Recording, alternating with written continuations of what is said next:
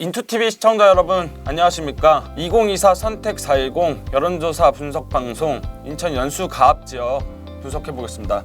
인천 연수 가압 지역 어떤 지역입니까? 민주당에서는 박찬대 후보가 3선을 도전하고 있고 국민의힘에서는 정승현 후보가 나왔는데 세 번째 맞대결입니다. 앞선 두 번 선거에서 모두 정승현 후보가 피했고 정승현 후보가 이제 서력을 다짐하면서 세 번째 맞대결로 주목받고 있는 지역입니다. 제3정당이나 무소속 후보도 있잖아요. 일단 개혁신당에서는 황충하 후보가 나왔고요. 무소속에서는 이제 이영자 후보가 당초 국민의힘 공천을 신청했다가 컷오프되면서 무소속으로 현재 출마해서 4파전인 상황입니다. 네, 본격적으로 이제 분석에 들어가 보면 가상 대결 결과 어떻게 나왔습니까? 일단 저희가 이 분석을 시작하기에 앞서서 말씀드릴 점은 지난 6일입니다. 중앙선거관리위원회가 인천 연수 갑 지역에 대한 선거구 지역군의 조정 결과를 발표를 했습니다. 인천 연수 갑 지역은 인구 하한 미달이 돼서 당초 연수 을에 있던 그 지역 동 일부가 연수갑으로 좀 편입이 됐는데요. 편입된 동을 말씀드리면 옥년 1동과 동춘 1, 2동이 지난 선거에서는 연수 을이었다가 이번 선거부터는 연수갑에 포함된다는 점. 그래서 이번 여론조사는 이 지역을 연수갑 지역에 포함해서 여론조사를 진행했다는 점을 먼저 좀 말씀을 드리겠습니다. 가상 대결은 이 4명 후보를 대상으로 진행을 했고요. 결과는 박찬대 후보가 47.5% 그리고 정승현 후보가 44.9% 두 후보의 격차는 2.5%포인트 차로 나타났고요. 오차범위 내에서 나타났고요. 개혁신당 황충하 후보는 4.3%, 무소속 이영자 후보는 0.9%, 지지한 후보 없다가 1.8%, 모르겠다가 0.5%를 기록했습니다. 특징이 있을까요? 특징을 보자면 일단 2.5%포인트 굉장히 격차가 적게 지금 형성이 돼 있다. 지금 굉장히 각축을 벌이고 있다. 이렇게 볼 수 있고요. 좀 계층별로 나눠서 봤을 때 특징적인 부분이 나타나는데 민주당 박찬대 후보는 18세에서 20대에서 52.2%, 30대에서 52.4%, 40대에서 67.0%, 50대에서 54.6% 이 계층에서 이제 과반 지지를 좀 기록을 했고요. 반면에 정승현 후보는 60대에서 65.4%, 70대 이상에서 73.4%, 압도적으로 박찬대 후보를 2배 이상 이 계층에서 앞섰다. 그래서 계층별로 지지도의 차이가 극명하게 나타나는 조사였다. 이렇게 볼 수 있을 것 같습니다. 네, 그 가상 대결 결과를 봤을 때 어떻게 분석해야 될까요? 저희가 아까 말씀드렸다시피 동별로 선거구별로 나눴을 때 1선거구는 연수 1동, 옥년 2동, 청학동 여기가 이제 시의원 선거구별로 나눈 겁니다. 그리고 2선거구는 선학동, 연수 2, 3동, 동춘 3동, 3선거구는 연수 을에서 연수갑으로 편입된 옥년 1동, 동춘 1, 2동 이렇게 좀 구분을 해서 조사를 했는데요. 1선거구에서는 박찬대 후보가 48.2, 정승현 후보가 43.5, 2선거구에서는 정승현 후보가 48.4, 박찬대 후보가 43.7.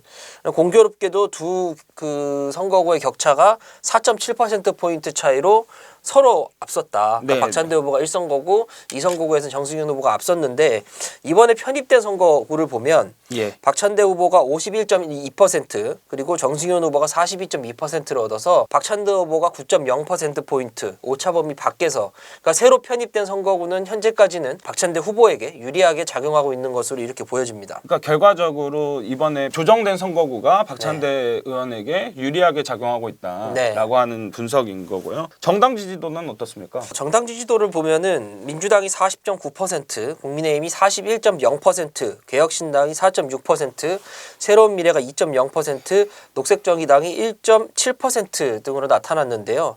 민주당과 국민의힘이 0.1%포인트 정말 거의 차이가 나지 않는 정도에서 치열하게 접전을 벌이고 있는 것으로 나타났습니다. 정당 지지도 어떻게 해석해야 됩니까? 정당 지지도와 이 후보 지지도, 그러니까 가상 대결 같은 경우에 좀 다른 결과가 나온 것 같은데 이 정당 지지도 이제 후보 지지도를 놓고 비교해 보면 양쪽 후보 모두 본인들의 정당 지지도보다는 많은 퍼센트 포인트의 지지를 좀 얻고 있다 이렇게 보여지고 특히 박찬대 후보는 인물론으로 승부를 좀 봤을 때 확실히 이제 재선 국회의원이고 민주당 지도부에서 이제 활동을 하면서 어쨌든 다 본인의 정당 지지도보다도 훨씬 많은 득표를 보이고 있다 좀 이렇게 볼 수 있는데요. 여기서 또 하나 봐야 되는 점은 이번엔 이제 비례대표 투표 정당을 어떻게 지지할 것이냐. 왜냐하면 지금 국민의힘, 민주당 두 당 모두 위성정당을 창당해서 지금 선거를 치르고 있잖아요. 보면은 이제 국민의힘의 위성정당이 국민의 미래를 지지하겠다가 33.7%, 네. 그리고 더불어민주연합을 지지하겠다가 14.5%입니다. 근데 이제 민주당의 지지가 왜 이렇게 많이 빠졌냐라고 봤을 때는 예. 여기서 이제 조국혁신당을 지지하겠다라는 예. 응답층이 27.2%를 기록했고 네. 개혁신당을 지지하겠다가 6.1%, 새로운 미래가 4.4%, 녹색정의당이 1.7% 이렇게 좀 나타났는데 더불어민주연합과 조국혁신당의 지지도를 합치면 네. 정당 지지도의 민주당 지지도보다도 앞서는 결과, 약간 앞서는 결과 이렇게 좀 나타나기도 했습니다. 어쨌든 조국혁신당 때문에 더불어민주연합 그 지지층이 좀 그쪽으로 빠졌다는 얘기인 것 같고. 네, 그래서 이걸 보면 정당 지지도에서 민주당을 지지한다고 응답했던 54.3%가 조국혁신당을 지지하겠다고 했고 30.1%가 더불어민주연합을 지지하겠다. 난 민주당 지지다라고 응답층이 40.9%인데 네. 이 중에 절반 이상이 조국혁신당을 지지할 것이다. 비례대표 정당만큼은. 예. 쉽게 얘기해서 지금 이런 얘기가 나오잖아요. 지민비조, 지역구는 민주당, 비례대표는 조국혁신당 뭐 이런 네. 얘기들이 나오는데 이 지민비조 현상이 연수갑 선거구에서도 좀 뚜렷하게 드러나고 있다. 좀 이렇게 나타났습니다. 이번 22대 총선 성격을 물었던 걸로 아는데 이 결과는 어떻게 나왔습니까? 이번 총선을 어떻게 바라보시냐라고 물었습니다. 문항은 3개고요. 정권을 심판해야 된다. 아니다. 네. 국정이 안정돼야 된다. 아니다.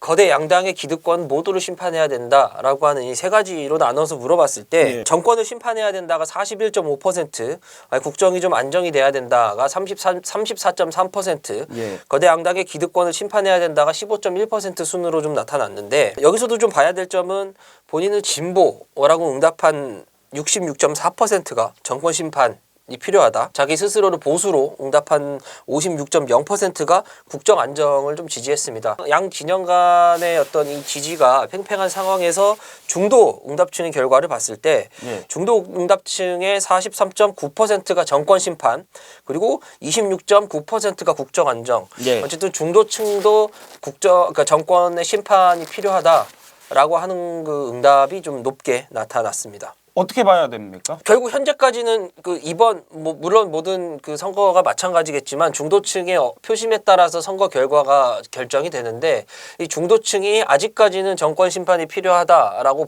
보여지고 있고 결국엔 이 중도층이 어디로 향할 것인가. 특히 연수갑 선거구는 지금 현재 후보 간의 격차가 2.5%포인트 지금 이 여론조사만 봤을 때는 그죠? 굉장히 접전을 벌이고 있는 것으로 봐서 이 중도층의 표심이 최종 결과를 이제 정하는데 영향을 미칠 것으로 이렇게 보여집니다. 여론조사 개요는 어떻게 됩니까? 네, 이 여론조사는 인천투데이 의뢰로 여론조사 전문기관 리서치뷰가 지난 3월 15일과 16일 이틀간 만 18세 이상 남녀 인천광역시 연수갑 주민 500명을 대상으로 휴대전화 가상번호 100%입니다. 자동응답 전화 방식으로 진행했습니다. 표본 오차는 95% 신뢰 수준의 플러스 마이너스 4.4%포인트, 응답률은 6.9%였습니다. 자세한 내용은 인천투데이 홈페이지 또는 중앙선거 여론조사 심의위원회 홈페이지에서 확인하실 수 있습니다. 인천 연수갑 여론조사 분석 방송 해봤고요. 다음에 다른 지역구로 찾아뵙도록 하겠습니다. 감사합니다.